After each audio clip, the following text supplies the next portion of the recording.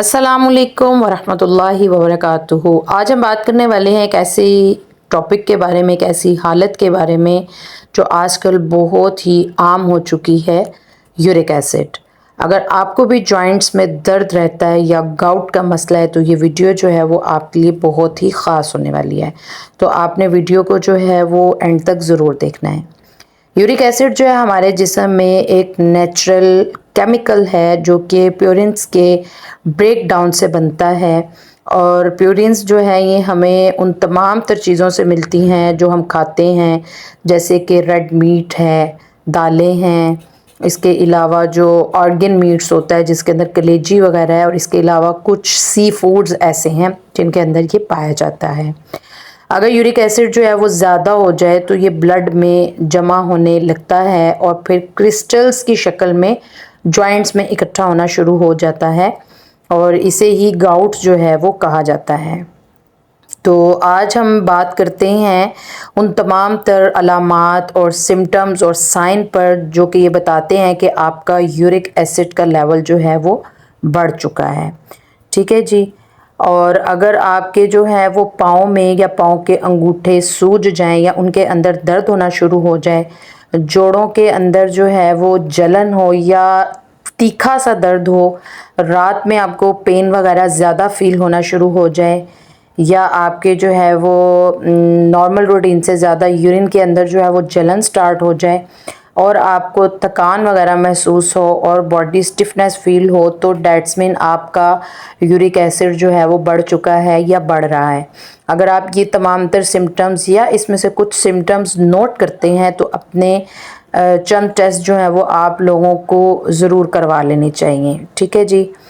और उसके अंदर आपका जो है वो यूरिक एसिड का टेस्ट है, आपके किडनीज़ के टेस्ट हैं, और आपका जो है वो यूरिन का टेस्ट है। इसके अलावा यूरिक एसिड बढ़ने के पीछे क्या क्या वजूहात हो सकती हैं, तो बहुत ज़्यादा गोश्त का इस्तेमाल और हाई प्योरिन फूड्स का इस्तेमाल जो है ये आपके यूरिक एसिड लेवल को बढ़ा सकता है। इसके अलावा बहुत ज़्यादा जो है वो कार्बोनेटेड वाटर का इस्तेमाल या स्ट्रेस, इसके अलावा जो है वो मोटापा या आपका जो है वो लाइफस्टाइल, इन तमाम तर चीज़ों से जो है वो आपका यूरिक एसिड का लेवल जो है ये बढ़ सकता है। तो वीडियो के आखिर में हम लोग बात करेंगे इसकी नेचुरल रेमेडीज़ और टिप्स के बारे में और इसके इलाज के बारे में। तो अगर अभी तक आप लोगों ने चैनल को सब्सक्राइब नहीं किया हुआ तो जल्दी से चैनल को सब्सक्राइब कर लीजिए, बेल आइकन को भी प्रेस करना मत भूलिएगा ताकि नई से नई आने वाली वीडियो से आप लोग फ़ायदा उठाते रहें।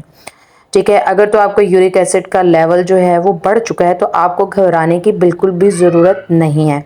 कुछ सिंपल सी चेंजिंग्स हैं और इलाज हैं जिससे आप लोग इसको जो है वो कंट्रोल कर सकते हैं। हर रोज़ में आपने तकरीबन 8 से 10 गिलास पानी जो है वो पीना है, और सुबह 1 गिलास आप लोग नीम गर्म पानी, उसके अंदर हाफ़ लेमन कट करके उसको ऐड कर लीजिए। इससे आपको इंशाल्लाह बहुत ही बेहतरीन नताइज जो हैं वो देखने में मिलेंगे।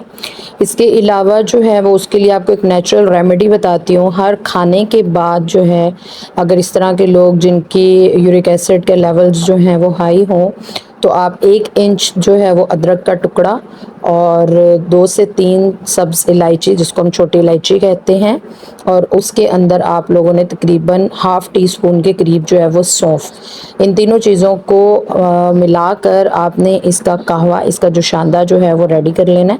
इसको हर खाने के बाद यानी सुबह दोपहर शाम इसको इस्तेमाल कीजिए। ठीक है जी।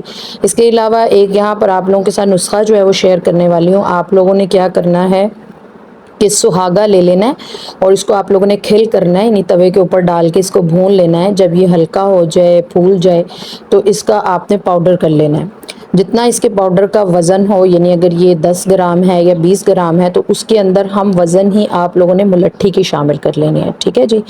तो मुलट्ठी भी उसके अंदर इक्वल क्वांटिटी के अंदर आप लोग शामिल करेंगे, और इसके सफ़ूफ को जो है वो अच्छे तरीके से मिक्स करके आप लोग रख लीजिए। सुबह दोपहर शाम में आप लोग इसको नीम गर्म पानी के साथ भी जो है वो इस्तेमाल कर सकते हैं। और अगर जो है वो जॉइंट्स के अंदर शदीद किस्म का पेन भी हो तो सोरिंजान भी आप इसके अंदर शामिल कर सकते हैं। उम्मीद करती हूँ कि इस वीडियो क्लिप से आप लोगों को भरपूर फ़ायदा होगा। दुआ में याद रखें। अस्सलाम वालेकुम वरहमतुल्लाहि वबरकातुहू।